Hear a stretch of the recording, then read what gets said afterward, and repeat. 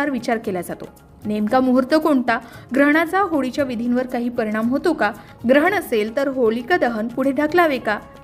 चला तर जाणून घेऊया शास्त्रोक्त माहिती, धर्मग्रंथातील उल्लेख आणि पंचांगकर्त्यांचे स्पष्ट खुलासे, जेणेकरून 2 की 3 मार्च याबाबतचा संभ्रम दूर होईल आणि आपण योग्य वेळी होळी पेटवू शकू.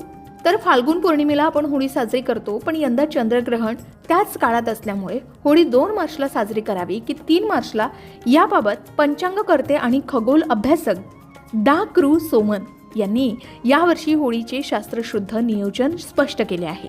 यावर्षी सोमवारी 2 मार्च रोजी होलिका दहन केलं जाणार असून मंगळवारी 3 मार्च रोजी धुलीवंदन साजरं होणार आहे.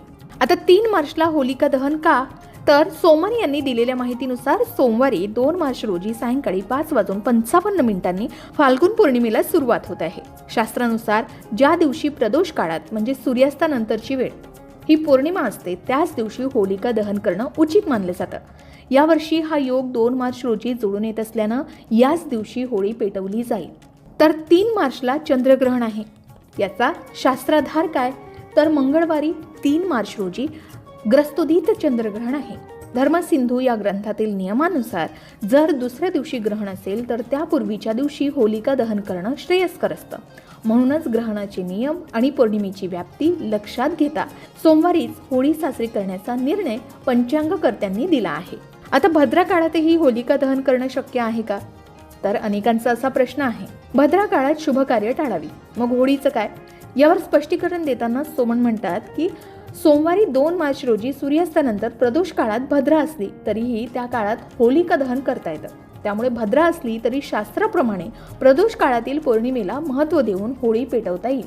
आता धुलीवंदन आणि रंगपंचमीचं काय, तर होलिका दहनाच्या दुसऱ्या दिवशी म्हणजे मंगळवारी 3 मार्च रोजी धुलीवंदन असेल. मात्र या दिवशी चंद्रग्रहण असल्यामुळे ग्रहणाचे वेध आणि पाळण्याचे नियम लक्षात घेऊन नागरिकांनी सण साजरा करावा असंही सूचित करण्यात आलं आहे. आता होळी आणि चंद्रग्रहण एकत्र आल्यामुळे संभ्रम निर्माण होणं स्वाभाविक आहे. पण तिथी, भद्रा, प्रदोषकाळ आणि ग्रहण यांचा सखोल विचार करूनच होलिका दहनाची तारीख ठरवली जाते. अफवांवर विश्वास ठेवण्याऐवजी आपल्या भागातील अधिकृत पंचांग, मंदिर किंवा धर्मगुरू यांच्याकडून तुम्ही खात्री करूनच होळी पेटवावी. शिवाय योग्य वेळी आणि श्रद्धेनं केलेले होलिका दहनच खऱ्या अर्थानं शुभफळ देते असं सांगितलं जातं. तर आधी सांगितल्याप्रमाणे 2 मार्च रोजीच होलिका दहन केलं जाणार आहे. सोमवारीच होळी साजरी करण्याचा निर्णय पंचांगकर्त्यांनी दिला आहे. होलिका दहनाच्या दुसऱ्या दिवशी म्हणजे मंगळवारी 3 मार्च रोजी धुलीवंदन असणार आहे.